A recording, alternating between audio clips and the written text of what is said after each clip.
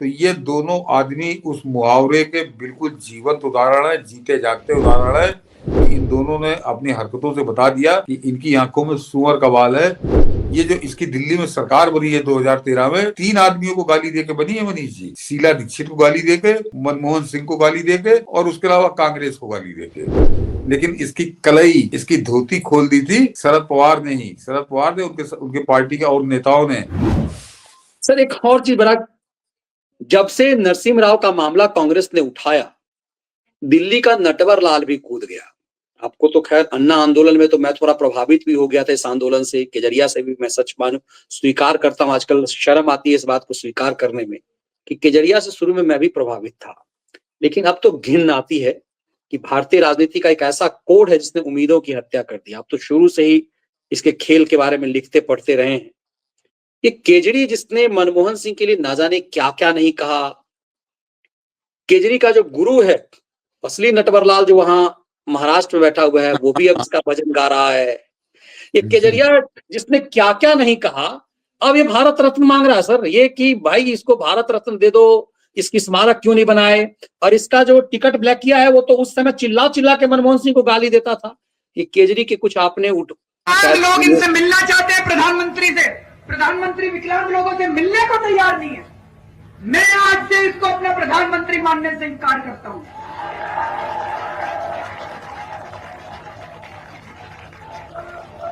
नहीं मानता मैं मनमोहन सिंह को अपना प्रधानमंत्री। आप लोग मानते हैं मनमोहन सिंह को अपना प्रधानमंत्री? बैठे रहे वो। अगर आज राइट टू रिजेक्ट होता, जैसे कि अन्ना हजारे मांग करते रहे, अगर आज राइट टू रिजेक्ट होता तो इस देश की जनता इस सरकार को उखाड़ के बाहर फेंक देती। लोग इनसे मिलना चाहते हैं प्रधानमंत्री से। पीछे पीछे टकला भी खड़ा है इसका। ये तो प्रधानमंत्री नहीं मान रहा था, ये तो कहता प्रधान राइट टू रिजेक्ट होता तो इस नरसिम्हा राव को लोग धक्के मार के बाहर कर देते। और मनमोहन सिंह वहां ये जरा ये खबर दिखा दीजिए कि denied basic courtesy of centre for not conducting Manmohan Singh last rite at Rajghat. अब ये मनमोहन सिंह के लिए आंसू बहा रहा है और बिल्कुल यही काम इसका गुरु कर रहा है, जो बिल्कुल गुरु चेला है। दोनों ठगी के मास्टरमाइंड है दोनों।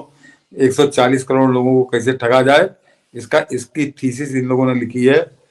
और मैं मनीष जी पहले भी बार मैंने अपने कार्यक्रम में कहा था, आज मैं फिर दोहरा रहा हूँ कि ये और इसका वो जो गुरु है रालीगढ़ सिद्दीन, थोड़ा उसका उम्र हो गई है, उसको मैंने हमेशा लिखा और एक नहीं सैकड़ों उस दौरान मैंने सैकड़ों लेख लिखे।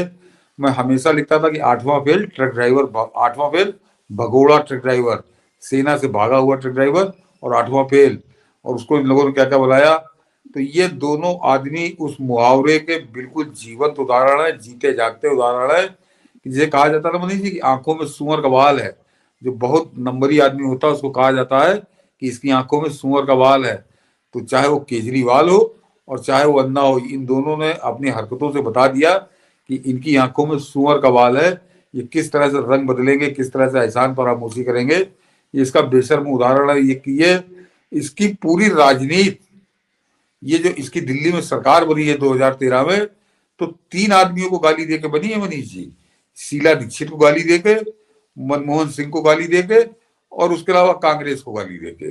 ये 3 आदमी को गाली देकर इसने दिल्ली के अंदर पॉपुलैरिटी पाई और वहीं पे इसने सरकार बनाई। और आज ये उन्हीं के भजन गा रहा है, उन्हीं का महिमा मंडन कर रहा है। तो सोच लीजिए कितना मक्कार और कितना मगरमच्छ आदमी है। अरे भाई तुम उसकी बड़ी ना करो बुराई, चलो मर गया, लेकिन कम से कम इस तरह से भजन तो मत गाओ। तो वो फिर समझ में आता कि तुम पता नहीं कब झूठ बोल रहे, तब झूठ बोल रहे थे, आप झूठ बोल रहे हो। और यही काम उसका गुरु कर रहा है, वो जो बैठा है वहाँ रानीगढ़ सिद्धि में, वो इससे बड़ा साथी है, इससे बड़ा खिलाड़ी है। और उसको तो मनीष जी वो मैं शुरू से कहता रहा कि ये कांग्रेस का एजेंट है और कांग्रेस उसको, अब दर्शक जरा चौंकेंगे मैं जो उसकी भूमिका आपको बताने जा रहा हूँ, कि कांग्रेस उसको हमेशा शरद पवार के खिलाफ इस्तेमाल करती रही। और ये मैंने बाकायदे बड़े गिनती के साथ लिखा था कि इसने 1999 में पहली सरकार बनी थी कांग्रेस और एनसीपी की दिल्ली के अंदर, दिल्ली कह रहा हूँ, बंबई में पहली कांग्रेस बनी थी सरकार। और 15 साल वो सरकार चली। 1999 2014 तक लगातार 15 साल वो गठबंधन सरकार चली। 3 चुनाव उन्होंने जीते। लेकिन और उस 15 साल के दौरान इस अन्ना हजारे ने 65 अनशन किए थे, 65 अनशन उस सरकार के खिलाफ। तो आप तो कहेंगे अरे तो कांग्रेस सरकार के खिलाफ अनशन करता था, लेकिन इसकी कलई, इसकी धोती खोल दी थी शरद पवार ने ही। शरद पवार ने, उनके पार्टी के और नेताओं ने, कि वो गठबंधन की सरकार होती थी और मनीष जी हमेशा उसमें, क्योंकि आधे मंत्री इनके उस हिसाब से होता था कि उन 65 अनशन में एक भी अनशन इसने कांग्रेसी मंत्री या कांग्रेसी मुख्यमंत्री के खिलाफ नहीं किया था। ये हमेशा मंत्री को टारगेट करके अनशन पे बैठता था, और जिस मंत्री को टारगेट करता था वो शरद पवार के कोटे की एनसीपी का होता था। तो 15 साल में 65 मंत्रियों के खिलाफ इसने धरने दिए, अनशन किया, लेकिन हमेशा एनसीपी। तो वो बड़ा क्लियर था शरद पवार, और इसीलिए शरद पवार ने इसको कभी घास नहीं डाली मनीष जी, अगर आपने देखा हो तो। शरद पवार ये अच्छे से जानते थे कि कांग्रेस को जब हमारे ऊपर दबाव बनाना होता है तो वो अन्ना हजारे का इस्तेमाल करती है, और वो अन्ना हजारे कूद के मैदान में आ जाता था, बोरा वोरा बिछा के अनशन पे बैठ जाता था। तो ये पेशेवर अनशनबाज था, पेशेवर अनशन करता था, और इसीलिए केजरीवाल उसको दिल्ली लाया था कि इसको बड़ा बढ़िया तजुर्बा है। और एक खैरदार थे उस समय जो डीएम भी रहे मेरे ख्याल से मुंबई के, उन्होंने तो बहुत साफ कहा था कि ये बहुत नौटंकीबाज है, ये जूस और विटामिन की गोली लेके अनशन करता है। बड़ा बाद में उसने चीखा था। लेकिन खैरनार की भी ईमानदारी के कोई आप उसका दूसरा उदाहरण नहीं मिलेगा। खैरनार उस समय बड़े मशहूर हुए थे जब उन्होंने दाऊद के खिलाफ चलाई थी मुहिम, तो उन्होंने इसको नंगा कर दिया था, लेकिन उस समय कुछ भूत सवार था देश के ऊपर और खासकर दिल्ली के ऊपर, वो चल गया। अब वो दोनों आपस में भिड़ रहे हैं।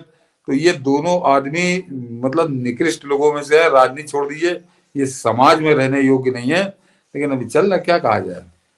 लेकिन एक चीज अभी है कि नटवर लाल का एक चीज समझ में नहीं आया, दिल्ली में चुनाव है, ये कांग्रेस के खिलाफ लड़ रहा है, मतलब कांग्रेस से इसने गठबंधन भी नहीं किया। दिल्ली की जनता इस शरारत को कैसे समझे? इसका मनमोहन सिंह तो इसका बाप भी नहीं है, इसका पॉलिटिकल गुरु भी नहीं है, ये उस पार्टी के खिलाफ। तो फिर जिस मनमोहन सिंह को इसने क्या क्या नहीं कहा, ये मनमोहन सिंह के लिए कूद करके ये भारत रत्न स्मारक, ये ड्रामेबाजी से इसका क्या मतलब है? गठबंधन से बात किया हुआ होता तो बात समझ में आती। इसका कोई आइडियल भी नहीं है। तो ये नया खेल क्या है इसका नटवर लाल का? दिल्ली में चुनाव है, इसलिए लोगों के लिए महत्वपूर्ण है विषय। हाँ, दिल्ली का चुनाव है, दूसरा पंजाब में इसकी सरकार है, वहां पे 50% सिख है, तो वो केवल वोट बैंक के नाते इस तरह की नौटंकी कर रहा है, बाकी इसका कोई लेना देना नहीं। मनमोहन को गाली दे के नेता बन गया, ये दुनिया जानती है। लोगों ने देखा, एक ने इसके 1000 वीडियो रखे होंगे।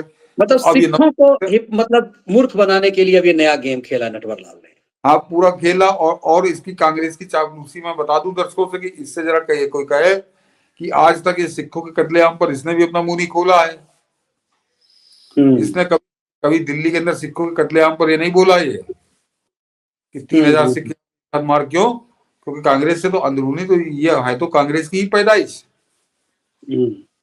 इसीलिए उम्मीद अब इसकी बेचैनी इस रूप में बढ़ी हुई है। ये फिर से केजरीवाल, मतलब इससे पहले तो तिहाड़ चला जाएगा ये, अब नया मामला तो फ्रॉड का एक और आ गया, संजीवनी योजना। और ये जो मूर्ख बना रहा था 1000 रुपए, तो सोचिए ये किस स्तर का मूर्ख बनाता है कि कह रहा है कि 1000 रुपए चुनाव से पहले दे देंगे, 2100 रुपए बाद में देंगे। रजिस्ट्रेशन कराना शुरू किया, रजिस्ट्रेशन चलेगा चुनाव तक। कमाल की बात यह है कि गरीब झुग्गी के जनता को किस तरह से ये सपने दिखाकर मूर्ख बनाता है।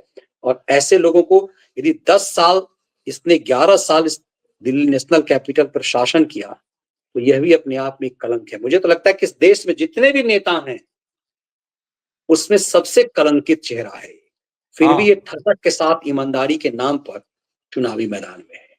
अब दिल्ली को तय करना है। वो टेलीविजन वालों को बदौलत न्यूज चैनल उसका गाना गाते रहते हैं। बिल्कुल। तो चलिए देखते हैं कितने दिनों तक। तो अब तो खैर इसके खलिहर भी जो टीवी चैनल में इसके भजन गाते थे वो सब यूट्यूब पे उतर गए हैं। इसने सबको दुकान लगा दिया है, सबका दुकान पे सजा उजा के सबको बैठा दिया है। लेकिन दिल्ली की जनता को उन सब की भी पहचान करनी है। तो एक बेहद रोचक विश्लेषण, लोग इसे विराम देते हैं, मगर चूंकि ये एक तरफ से अर्काइव विश्लेषण है आप सबका, इसे ज्यादा ज्यादा संख्या में साझा कीजिए, अपने पास रखने के लिए नहीं है, साझा करने के लिए। बहुत बहुत धन्यवाद। जय हिंद, वंदे मातरम। धन्यवाद।